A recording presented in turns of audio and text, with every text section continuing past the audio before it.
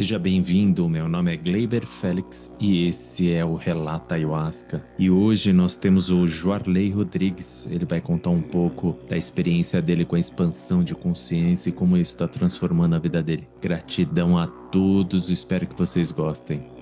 Olá! E aí, tudo bem contigo? Tudo ótimo. Tava trabalhando hoje? Tava, nossa, foi punk. Você trabalha com o quê? Eu trabalho numa ONG de sensibilização ambiental através da imagem e cultura. Que bacana, meu.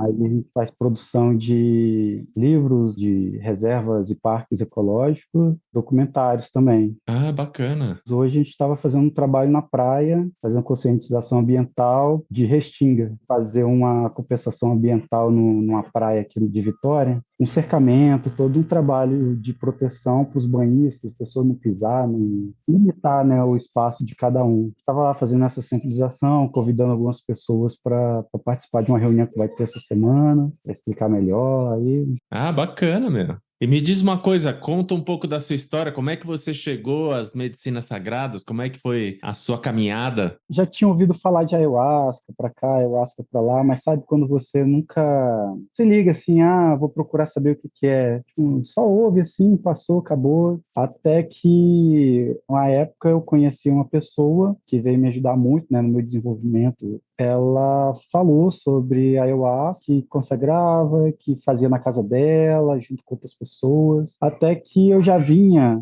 de um estudo sobre hipnose. Caiu no meu colo isso, eu comecei a me interessar, fui a fundo, estudando pesado mesmo. Até que um dia eu até conversando com uma amiga minha, estava lendo um livro novo, e nesse livro, de um hipnólogo brasileiro, tinha um capítulo sobre vegetais hipnóticos. Nesse capítulo, ele falava sobre o peyote, sobre alguns outros enteógenos e sobre a ayahuasca. Aí, com uma outra amiga minha conversando, eu falei, ayahuasca e tal, não sei o quê. Assim, ela falou, já consagrei umas 2 vezes, foi bem bacana. Aí que foi me despertando uma curiosidade. Aí nessa mesma hora, assim, eu liguei para essa outra pessoa, né? Eu falei anteriormente, liguei para ela, falei, eu quero consagrar. Ele falou, daqui a 2 semanas vai ter num espaço aqui na região. Eu falei, eu quero ir. Aí já me colocou no grupo do WhatsApp deles, aí dei meu nome na lista, até que chegou o dia e eu fui. Nesse meio tempo, tendo aquelas curiosidades, né? Qual é o sabor? O que que acontece? Será que eu fazia uma auto-hipnose? Aí ela, epa, para, relaxa, acalma sua mente. Lá no momento você vai sentir tudo que você precisa sentir, não precisa se preocupar. Aí fiquei com aquela um pouco de ansiedade, né? Normalmente eu não sou ansioso, mas sempre bate aquela expectativa. Chegou o grande dia, fui. Aí eles pedem para ir mais cedo, né? Nessa casa, tem anamnese, tem uma pequena palestra mostrando o que que é, tira um pouco daquele medo. Teve uma roda de rapé, aí curioso fui lá e passei pelo processo, foi bem assim, eu fiquei todo zonzo, assim, eu não conseguia raciocinar direito. Sim, é a primeira vez, né? Quando veio a medicina mesmo, aí teve uma grande curiosidade. Na primeira vez eu não senti nada. Para não dizer que eu não senti nada, eu senti um lá no finalzinho que eu ainda achei que era uma coisa do rapé. Pois falou que era um pouquinho da ayahuasca ainda, mas não chegou a fazer aquele efeito de miração, não. Foi bem curioso por causa disso. E aí, como é que foi a segunda vez, assim? Já deu para ter uma miração? Foi nesse mesmo lugar. Aí essa minha amiga que me levou, ela já não foi. Nessa primeira vez já encontrei uma outra pessoa que eu conhecia lá. Não tinha muito contato, assim, mas eu conheci, tinha contato por trabalho. Aí ficou ela num espaço que nessa vez já dividiram as mulheres de um lado, homens de outro. Tinha todo um cuidado que conduzia. É o Santo Daime? Não, é a Ubuntu. Sim. Aí eles são essa pegada universalistas e o Ícaro, que era o condutor lá, né? Ele fazia toda uma produção visual também, assim, que ele projetava com um telão e a música fazia um sentido com o que aparecia, né, no telão. Aí, se você tivesse de olho aberto, você via assim, até ajudava você a entrar na força. Aí tomei a primeira dose, fiquei lá sentado, aí fechava os olhos, abria, via o que estava passando, depois fechava, depois abria e não acontecia nada. Aí até que chamou para o segundo serviço, tomei, aí ao invés de eu sentar, eu deitei. Fiquei todo coberto, deixando só o o rosto do lado de fora só para respirar, o restante tudo coberto. Com o olho fechado, eu comecei a ver umas luzes, umas coisas diferentes, assim. Aí eu todo empolgado, nossa, então tá começando, o negócio tá fazendo efeito, nossa, que legal. Eu vou prestar atenção para saber o que que acontece, para poder falar para as pessoas depois, né? O ego tava lá em cima, assim. Só que a minha miração era um pouquinho diferente do que o pessoal falava, né? Tipo, o pessoal via aquelas mandalas e tal, só que eu via umas formas geométricas e as linhas todas bem multicoloridas, assim. É difícil até de falar, eu nunca vi uma imagem na internet, já cansei de procurar, não achei nada parecido, assim. Formas iam mudando de formas, de tamanho, elas iam se aproximando, de repente vinha outra por dentro, era muito louco, assim, é bem a cara da ayahuasca, né? E até que, de repente, assim, comecei a sentir algo vindo, né, do estômago, eu acho que eu vou vomitar, que não vai dar nem tempo de chegar no local para poder fazer a limpeza. Eu vou tempo de virar para o lado e, deitado mesmo, do lado, fiz aquela limpeza e depois que eu fiz a limpeza, aquele tudo bonitinho sumiu. Veio uma coisa assim bem turva e a primeira coisa que apareceu para mim de imagem foi o meu pai. Meu pai que já faleceu desde 2006, né? Mas veio a imagem dele e eu meio que agradeci por ele estar ali, que teve muitos problemas, principalmente de comunicação, de proximidade, inclusive mais para o final da vida dele. Tipo, ele reclamava muito para minha mãe que eu não chegava para ele para conversar. Só que aí eu chegava para conversar com ele, ele já achava que já queria dinheiro. Então, isso fazia que essa proximidade fosse quebrada ali, como se querendo falar com ele, só querendo algo. E a gente teve assim uma conversa, mas não é uma conversa, um diálogo normal de palavras. Foi tudo assim de sentido, de sensação. Então a gente começou a ter ali uma meio que uma conversa muito franca de tudo como não foi em vida, tudo que ele falava, tipo assim, depois que eu morrer você vai sentir falta, depois que eu morrer você vai saber o que é a falta de um pai.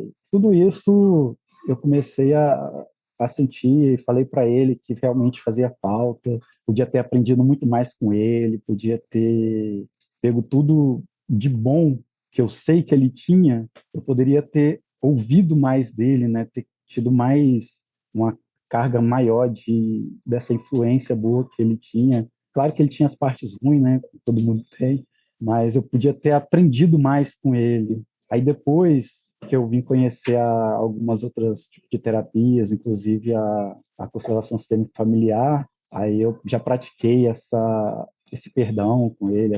Não fui a fundo, assim, eu quero ainda aceitar que ele foi pai, ele teve os erros dele, ele teve as coisas boas dele, eu pego essas coisas boas para mim, e também foi algo que ele deve ter aprendido com o pai dele, o pai dele com o avô dele, e assim por diante, né?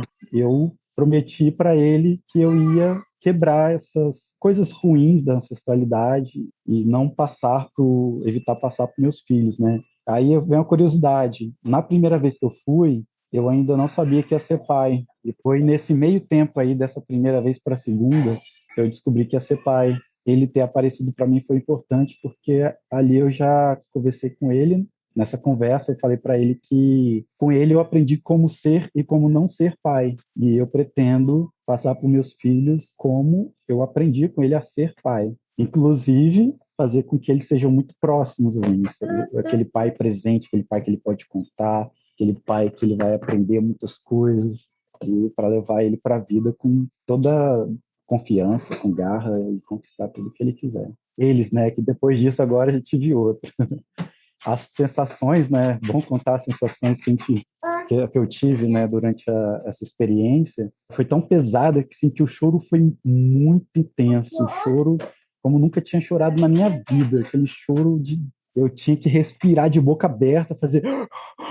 Eu sentia que meu corpo precisava de uma oxigenação muito grande. Aí eu fiquei respirando, eu não conseguia mexer nenhuma parte do corpo, mas por mais que eu tentava, assim, a ponta do dedo, eu não conseguia mexer. Depois que acabou esse processo, meu pai, despedi dele, foi muito bom. O choro cessou, mas quando eu estava ali achando que nada mais ia acontecer, de repente veio a figura da minha ex-namorada, veio para mim, onde eu eu fiz ela passar por alguns sofrimentos, como eu era um menino muito tímido e eu não tive aquela adolescência bem agitada dessa forma. E eu senti essa falta ainda. E quando eu comecei a namorar com ela, foi uma época que eu não queria namorar, mas aí acabou que eu pedi ela em namoro, a gente namorou. Por muito tempo ainda falando, poxa, mas eu não queria namorar e tô namorando. Eu acabei também, depois eu vi que eu coloquei essa programação na minha cabeça. Eu estava com ela, mas como se eu não quisesse estar com ela. Como se eu falasse, pô, tô namorando, mas eu não queria estar namorando. Mas a gente pensava em casar, a gente chegou a morar junto, com 1 ano e meio morando junto, já estava 3 anos e meio junto, e até que chegou um momento que minha mente estava muito perturbada, eu não sabia o que estava acontecendo comigo.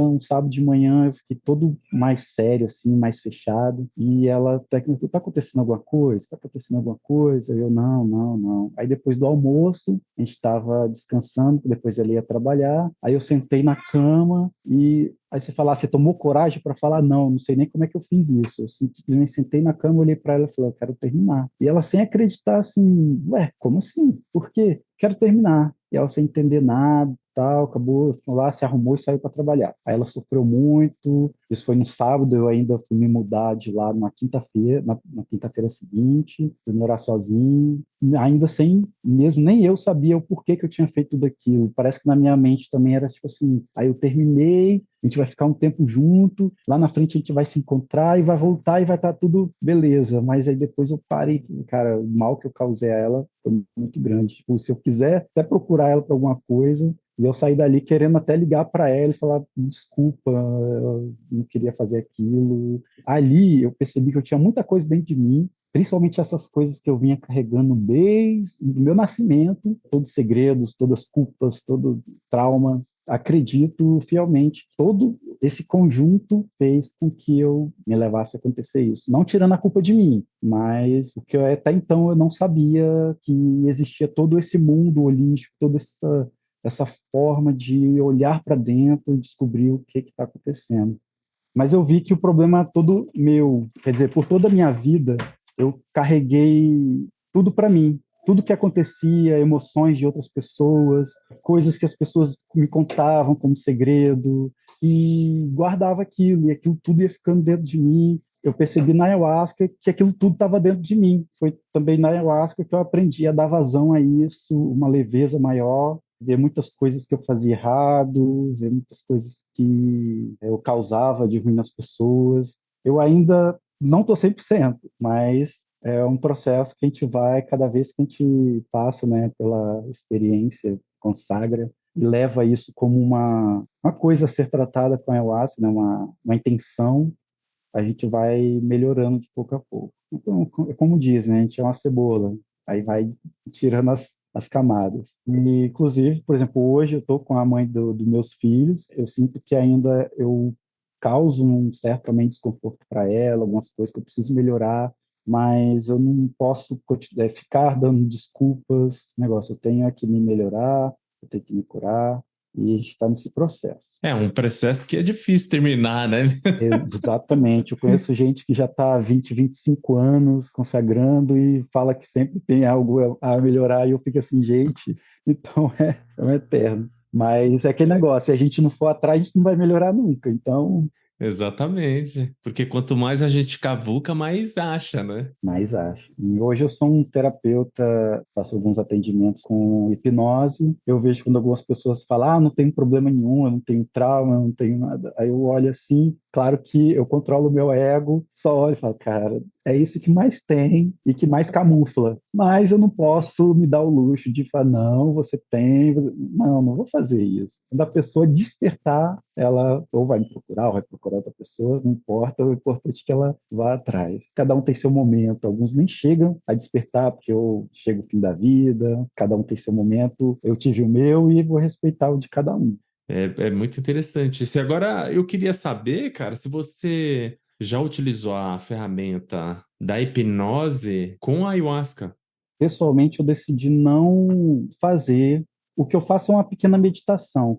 Assim que eu começo, eu tomo o primeiro serviço, quando eu vou na consagração, eu curto a música, eu deixo a música internalizada dentro de mim, que a música tem um grande sentido na minha vida e os toques de algumas músicas da ayahuasca fazem eu ir muito fundo. Então, eu faço só uma pequena meditação, espero aqueles 20, 30 minutos iniciais, fico sentado, meditando, e a música fazendo efeito e deixo a coisa rolar. Só que uma coisa que eu sempre tive vontade, mas eu ainda não tive oportunidade de fazer, é uma pessoa com um pouco de experiência com a ayahuasca e fazer uma hipnose induzindo a pessoa como se ela estivesse consagrando a ayahuasca para ver se a pessoa consegue atingir um nível de miração só com o processo da hipnose. Mas isso eu nunca não tive ainda uma pessoa que fala, eu quero, vamos lá. Mas Eu ia querer. eu não duvido, não. Mas assim, eu já parei para bolar algumas coisas, o que eu vou falar, né? Como eu vou fazer essa indução. Por exemplo, se é possível fazer uma pessoa emagrecer com um protocolo de balão gástrico hipnótico, pela hipnose, faz um processo como se estivesse inserindo cirurgicamente um balão gástrico, como se estivesse na cirurgia. A mente da pessoa passar por toda aquela experiência, ela sente o balão inflando dentro dela, ela sente tudo. E ela passa a comer menos, ela passa a ingerir menos alimento. Algumas pessoas, aquelas que levam bem a sério, elas têm um resultado muito legais. Mas sempre tem aquelas pessoas que depois isso não vai funcionar, isso não está funcionando, isso não sei o quê. Aí ela muda a mentalidade dela para o negativo e acaba desfazendo, né, tudo que a gente fez dentro do subconsciente dela e o processo se interrompe ali automaticamente. Mas existe muitos casos, eu inclusive já fiz teve um resultado satisfatório, mas já teve outras pessoas que emagreceu muito, até mais do que como se tivesse feito a bariátrica real. Assim. Se é possível fazer isso, por que não é possível, talvez, levar a pessoa a um estado de admiração da ayahuasca, uma indução hipnótica? A gente também produz o DMT e a gente consegue chegar nesse estado de expansão de consciência sem tomar nada. Então, isso que você está falando é uma realidade. A única coisa é que você vai induzir a pessoa a imaginar que ela tomou esse enteógeno e aí esse DMT interno dela vai fazer com que ela entre nesse processo. Falei, né, da bariátrica, mas a gente sempre busca a raiz. Então, antes de fazer essa parte em si, já teve outras consultas antes que a gente faz assim, uma anamnese, essa investigação para chegar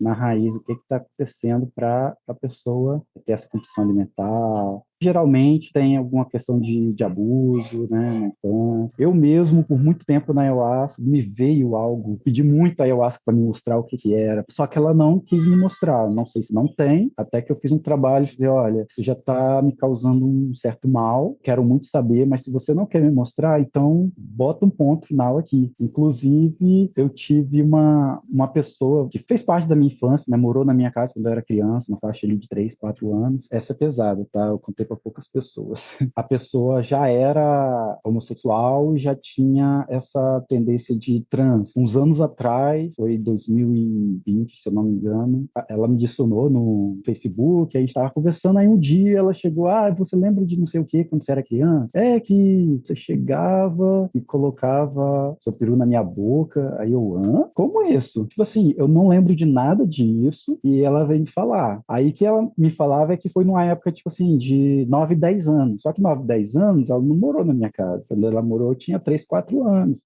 Porque o que faz muito sentido, com 4 anos eu me lembro muito bem, eu via minha mãe vendo alguma revista, aí eu lembro de pegar uma revista, ir para debaixo da cama, abrir uma página dessa que tinha uma mulher, colocar debaixo do meu ventre e fazer o movimento de sexo. E isso ninguém me contou, porque eu estava escondido. Então eu lembro muito bem disso, eu tinha 4 anos de idade. E eu pedi muito a ayahuasca para me mostrar o porquê disso, porque minha sexualidade veio aflorar muito cedo, e eu não consegui descobrir.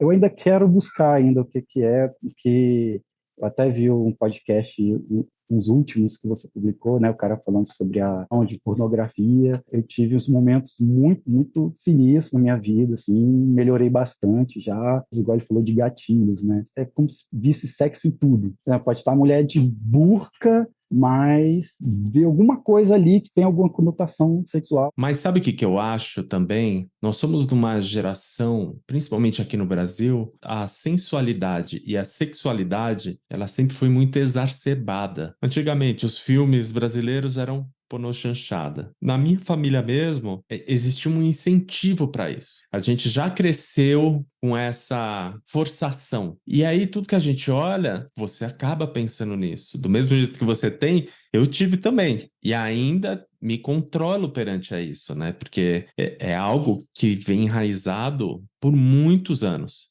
Essa geração, cara, teve muito isso. A gente que tem que mudar um pouco essa loucura mental. Você pode ver no WhatsApp dos amigos. 50% é pornografia. Então, é uma coisa que está tão enraigada na cultura do brasileiro e é difícil tirar isso. E hoje você tem muitas pessoas com problemas sexuais por causa da pornografia. Para a gente ver como é um processo difícil, né? Só complementando assim essa parte desse início da sexualidade, só para contextualizar, assim, desses 4 para 5 anos, meu pai tinha um amigo que era meio que vizinho, né, de onde morava nessa época, e eu lembro que eu ia para casa deles para brincar e tava só a filha dele, que era um ano mais velha que eu, e um irmão de 2 anos de idade, assim. Então eu tinha 4, ela tinha 6 e o irmão dela tinha 2. E a gente meio que fugia do irmão dela para poder ficar meio que se sarrando. E aí eu fico pensando hoje, cara, como eu aprendi isso? Não sei, eu não devo ter visto alguma coisa, mas eu não lembro do que eu vi. Aí com aquela revelação que me fizeram, aí eu fico muito preocupado, tipo, se aconteceu mesmo aquilo. Uma das minhas maiores preocupações hoje em dia é questões de abuso. Eu gostaria muito de trabalhar. Estou até pensando em fazer uma graduação de terapias integrativas e depois fazer uma especialização em sexualidade ou até mesmo fazer psicologia com alguma coisa em sexualidade até para ajudar as pessoas nessa questão, porque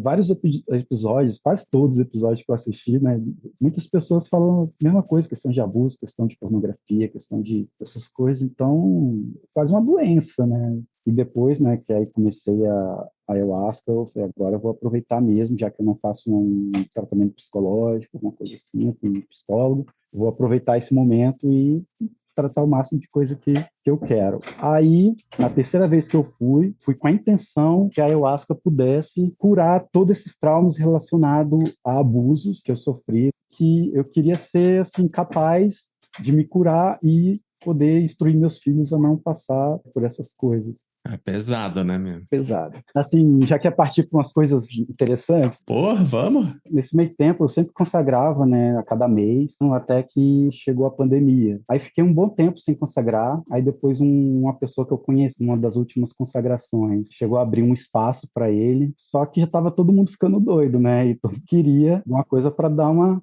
Então ele alugou um local para morar e fazer uns rituais. Foi bem bacana, tinha pouca pessoa, seguindo todos aqueles protocolos, né? E numa dessas experiências, assim, para mim foi a coisa mais linda e mais misteriosa da ayahuasca que eu já vi até hoje, até de relato de outras pessoas, não desmerecendo cada uma, claro, mas isso para mim foi assim, nunca imaginei acontecer. Eu só vim a ter consciência realmente do que aconteceu naquela época depois do nascimento do meu segundo filho. Ele acabou de fazer 1 ano, né, em janeiro, o mais novo, e quando a minha esposa estava grávida por volta de 7, 8 semanas, fui nessa consagração, e foi uma consagração, assim, mais linda que teve, que a música fazia eu dançar, meus braços mexia sozinhos, eu cheguei a levantar, ficar em pé, teve uma hora que eu tirei a camisa, eu só não tirei a roupa toda porque eu sabia o que eu estava fazendo, mas a vontade era de tirar a roupa toda, assim. E no momento, eu me vi num lugar todo escuro,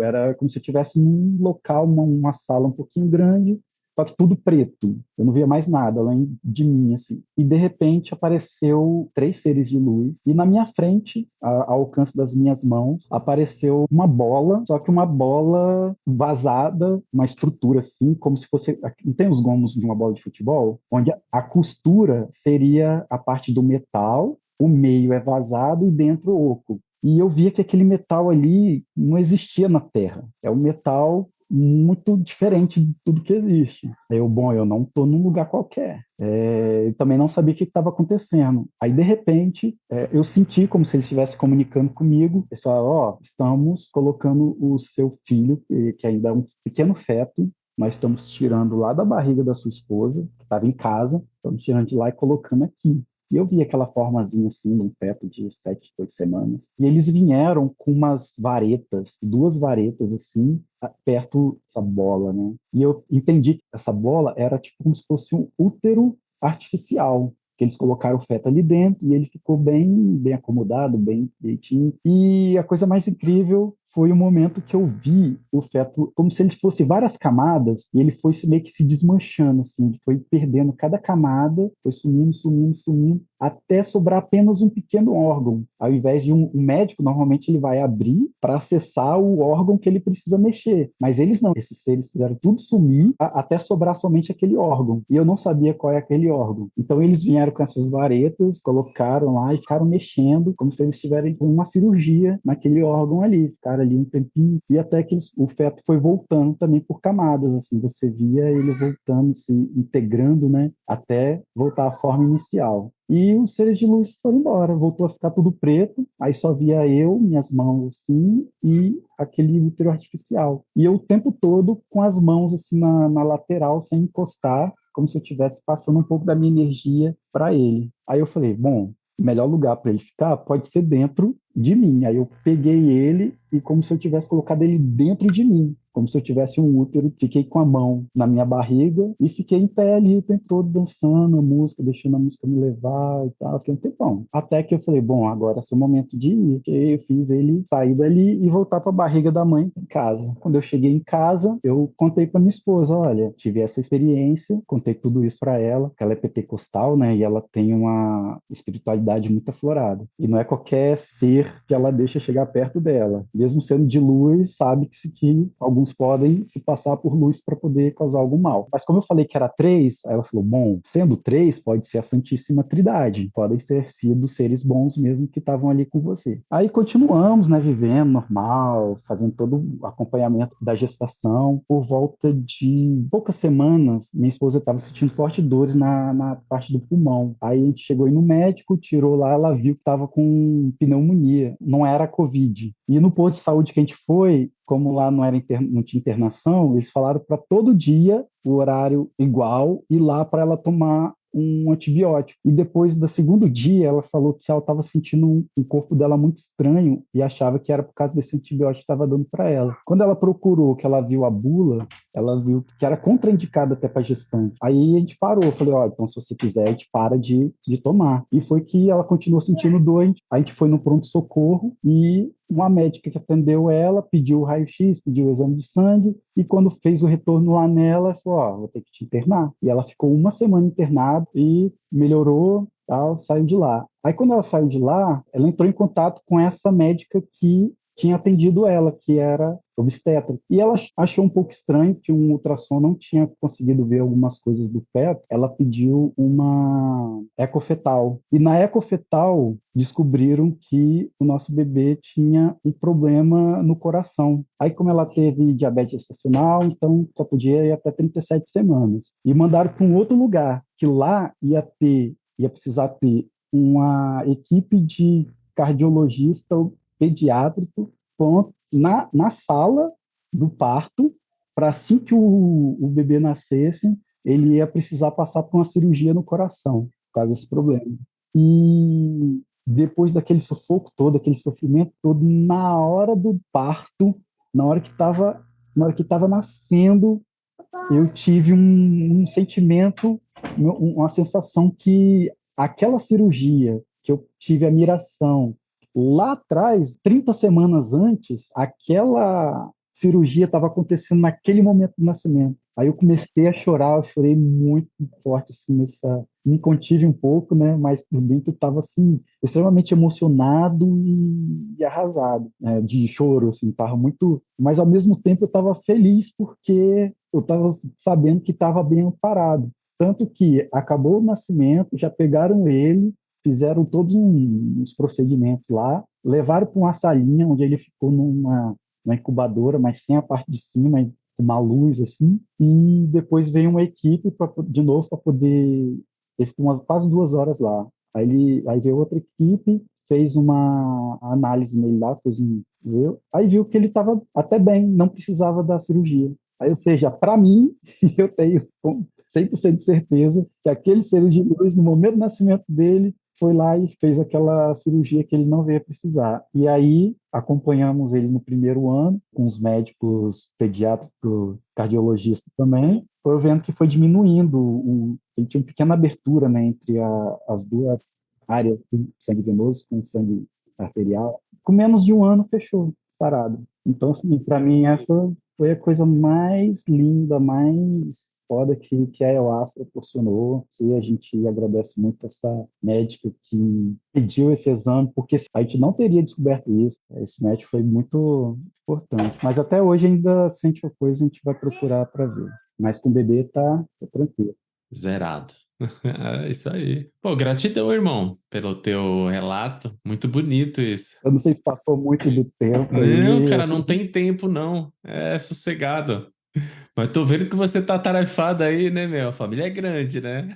É porque é esse horário que a gente já está colocando os meninos para dormir. Sim, né? Então, imagina. E são dois agora, né? Muita gratidão, assim, de ter participado. Claro que teria muita coisa para falar, a gente falaria horas aqui, mas principalmente esse início e essa parte eu tinha que falar. Mas é isso aí, Léo. É isso aí, irmão. Vou deixar você descansar. Gratidão pelo teu tempo, gratidão pela sua experiência, porque eu acho que vai ajudar muita gente. É uma experiência de muita fé que você teve e ainda tem em você mesmo, daquilo que você quer, da onde você quer chegar. Então continua assim, irmão. Obrigado.